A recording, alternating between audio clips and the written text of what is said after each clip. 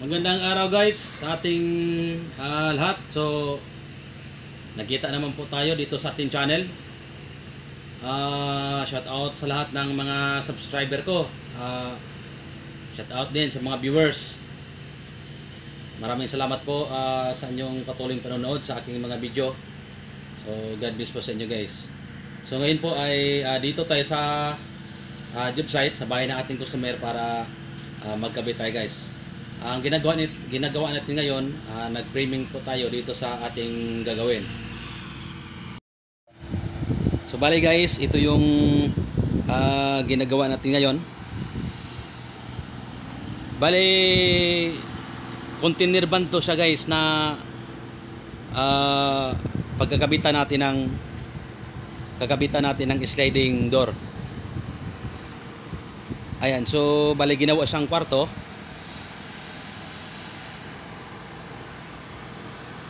Ito yung primingan natin guys. Bali tatlong container van ito. Ayan, kung makikita nyo, isa, dalawa, tapos andun sa dulo yung isa. Bali tatlo siya guys. Tatlong container van. Bali ginawa siyang kwarto dahil ang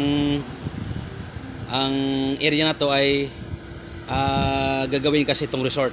So ayan, kung makikita nyo guys, malapit tayo sa dagat. Ayan, bali resort po yan. Yung mga dumadayo dito guys, mga foreigner, dinidevelop yung area dito dahil gagawing resort.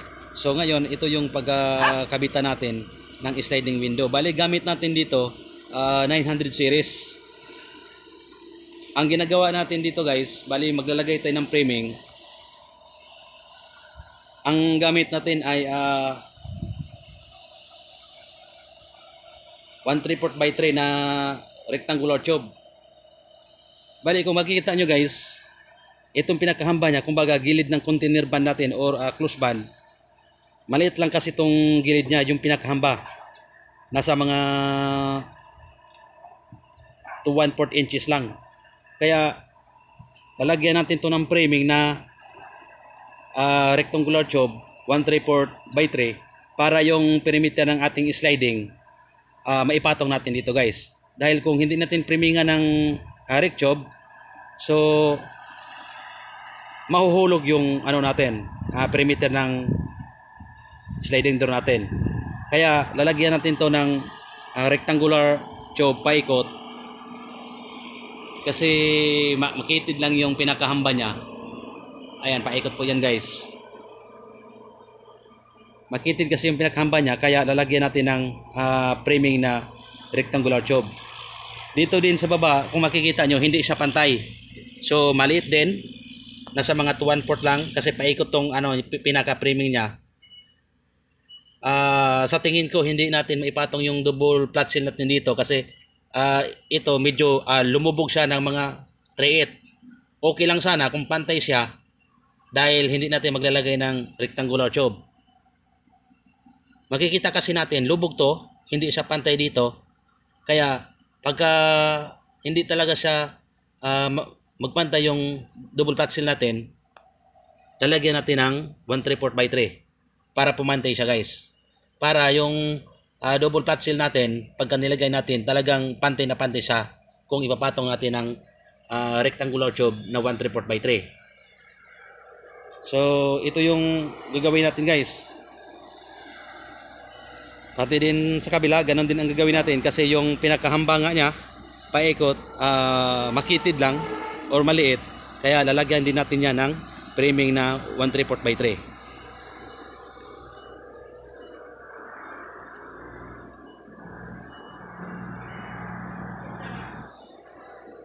Bali guys, itong opening natin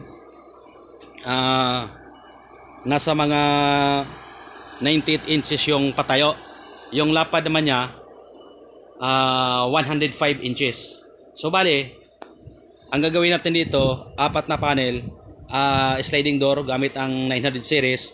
Bali dito sa gilid fix, kabilang gilid fix din. So yung magiging slide niya dito sa bandang gitna. Kumbaga fix is slide fix yung ating gagawin. At saka itong bandang taas, mayroon diyan siyang fixed header na i-divide natin sa apat na hati. Bali yung height niya guys, magmula rito sa baba, 98 inches siya. Kukunin lang natin yung bali 84 inches na height ng door natin. Then yung tira, yun yung pinaka fixed header natin guys. Yun yung gagawin natin pati doon sa kabila at saka yung pinakadulo na container van.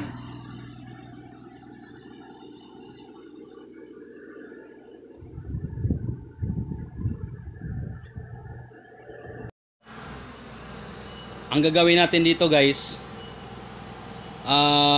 buuhin muna natin yung framing ng ating sliding na 1/3 by 3 rectangular tube. Kasi kung dito natin ikakabit pa isa-isa, tapos maglalagay tayo ng bracket, mas matagalan tayo guys. Ang gagawin natin, i-assemble muna natin yung kabuuan ng frame ng sliding, kasama na rin yung header para mapabilis yung trabaho natin. Kasi pagka na-assemble natin guys, isasalpak na lang natin, mabilis yung trabaho natin guys, kaysa naman na isa-isahin nating idikit dito, so mabagal yon. Asimbulin muna natin, lagyan natin ng bracket. Pagka nabuo na yung framing natin, saka natin isalpak. Bali yung pagkuha ng, ang gagawin natin dito sa pagsusukat, sukatan natin to guys, yung dalawang patayo gilid sa gilid yan, sukatin natin yan gilid sa gilid yung patayo natin. Kukunin natin yung pinaka maliit na sukat. Ganon din sa taas, sukatin din natin yung lapad niya, at saka sa baba din sukatin din natin yung lapad niya guys. Kung ano yung pinakamalit na sukat, yun yung kukunin natin para yun yung sukat na i-assemble natin. Kung magkakaroon man siya ng diferensya, isilikon na lang natin guys. Yun yung gagawin natin, dahil para mapabilis yung trabaho natin.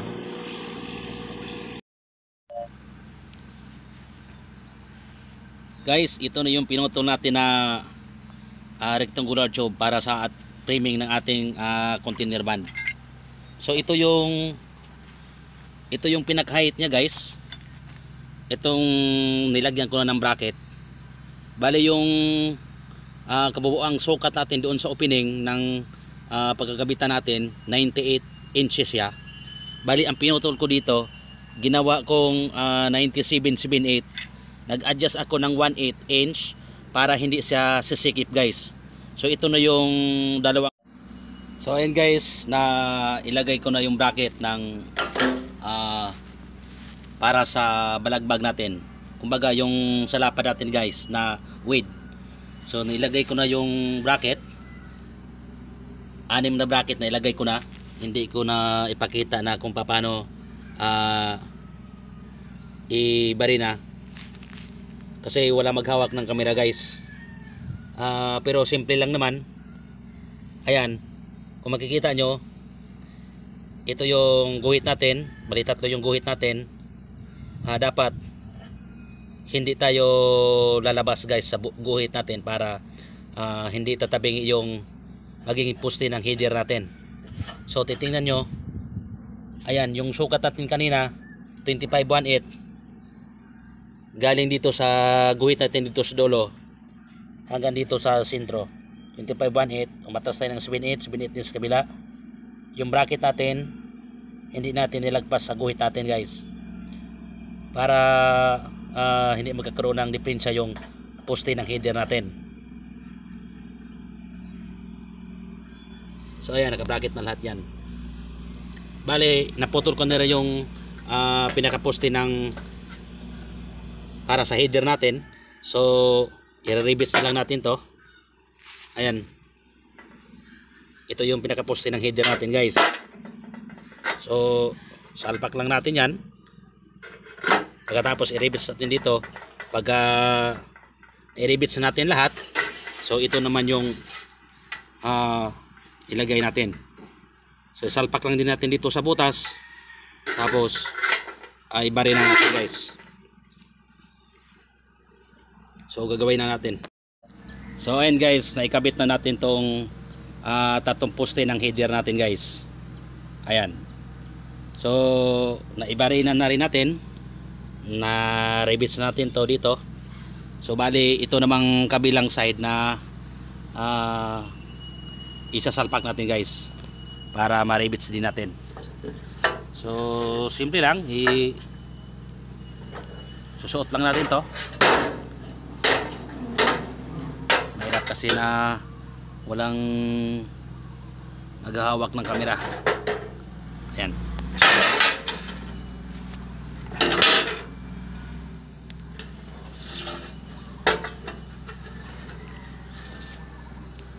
So ayan guys.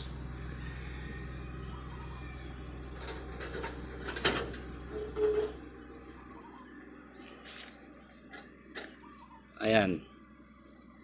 Tapos babalik rin natin para mabari na naman natin tong kabila. So ayan guys. Nabuo na natin tong pinaka-hider niya. Ayan.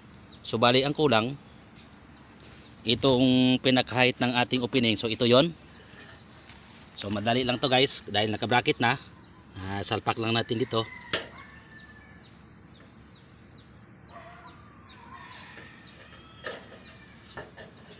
Ayan, susuot lang natin to dito guys.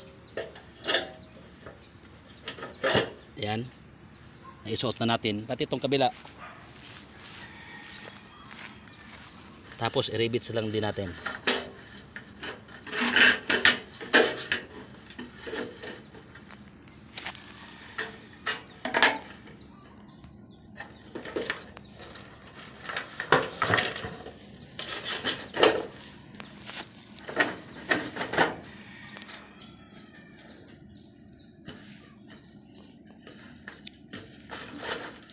Isot din.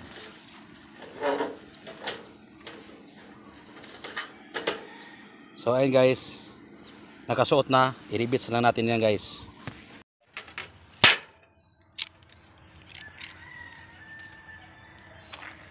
So bali guys, pinakabit na natin tong snap on or SOBC dito sa ating framing.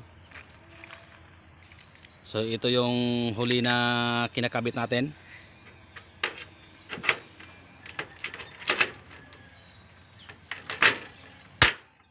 So kumpleto na tong apat na butas natin guys. Nilagyan natin ng snap-on base. Ang gagawin natin dito, hindi muna natin lalagyan ng glass. Dahil pagka nilagyan natin ito ng glass, mabigat siyang isalpak at saka baka mamaya bumabaluktot siyang pababa.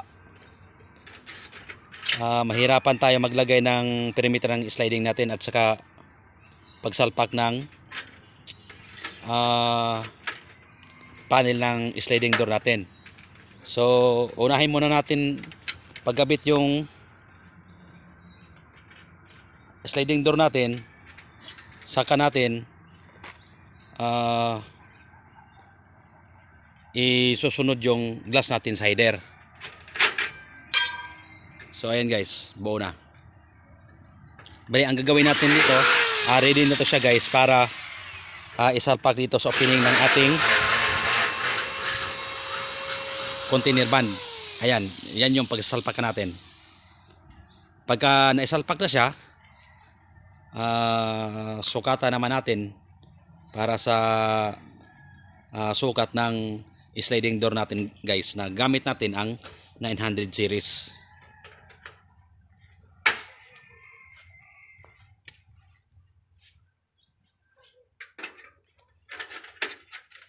So kung may katanungan po kayo, magtanong po lamang kayo guys para mas lalo po kayong maliwanagan.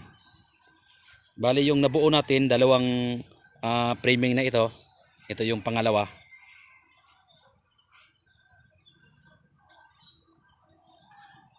Ayan.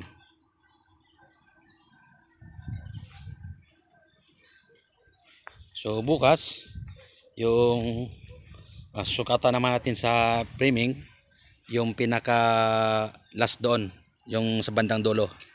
Yun naman yung pag-assemble natin ng framing, guys. So sa ngayon, hanggang dito na lang muna po tayo. Marami pong salamat sa inyong panonood. Kung may katanungan kayo, guys, magtanong po lamang kayo. So maraming salamat. God bless po sa atin.